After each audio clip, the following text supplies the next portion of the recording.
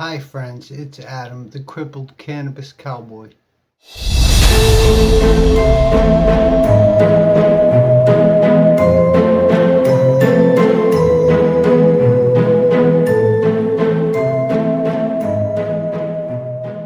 Logically, I guess it makes a little sense. No one wants to get close to someone who's dying. You, a lot of people like me, for example, a lot of people think I'm full of shit when it's like, oh, he's dying. Well, those are the ones that aren't paying attention to like what's really happening to me. That's something I noticed. Like when you take, for example, when you take someone who was very physically able like me and then no longer can walk, no longer can see right.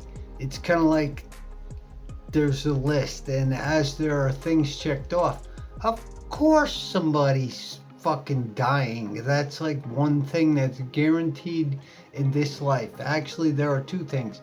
You're guaranteed to pay some taxes, and you're guaranteed to die. Obviously, being in these shoes, I guess, I'm noticing things as the years go by. Number one, like more and more less people. Does that make any sense? More and more and less. There are less people that want to deal with you. There's less people that want to get close to you. It's weird when you look at it logically, and if I had the perfect life and everything was going fantastic or whatever, or struggling to be better, I don't want to hang out with anyone that's like me. It's kind of like, it's not a burden, but I can tell you right now, as someone that's like this, we definitely feel like a burden. For me, the best I could describe is kind of like that puppy dog story. Everybody loves a puppy dog. You want to play with it, you want to sniff it, you want to, all those let it lick you, all that kind of stuff. It's different when that puppy dog is dying. I noticed that no one wants to pet the dying dog. It's only me, but I equate it to that puppy dog story. Like everybody loves the puppy, but no one wants to watch the puppy die. Like I kind of said, that's logical. There's people that aren't going to want anything to do with you because they got their own things they got to deal with. Then there's those special few. I notice there's very few actually. Maybe you meet some, maybe you're fortunate. I am fortunate. It kind of leads me to say, to be loved. People gotta like you. If you're a bitter asshole, no one is gonna want to talk to you. You can change your attitude and start maybe getting better towards people. And that's something I was very fortunately, I was blessed with that.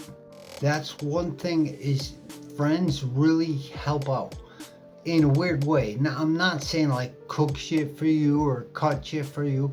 I mean, they will, but having a good friend, someone that connects with you, someone that will listen to your bitching and moaning, which I notice is more important than ever. It's just pick someone, and when you're like me, you always have to remember that, is that you're in bad shape. You have to change your mentality to get better, because when you look at it from the outside, nobody wants to deal with someone who, they have no faith in themselves. They're going down. They don't see a fight in you. If they don't see a fight in you, they're not going to waste their time with you. Thanks for watching my video. Maybe you learned something from it. Subscribe to the channel, help a brother out. And it's kind of like, remember, or if you're going like this, remember, if you're getting like this, think about it. Nobody wants to deal with someone who just is dying. It's rough. That's one of the roughest things that I gotta sit through, because I am, it's very clear. I can't even freaking walk anymore. Can't even stand up.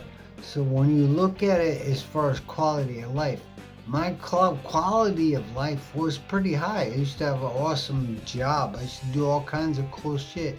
Now that quality of life hovers around one or two. That is not good. There are people out there with a quality of life that is even lower than that. So those people need friends. They need love. But at the same time, they gotta have a certain kind of attitude. Nobody wants to be around a quitter.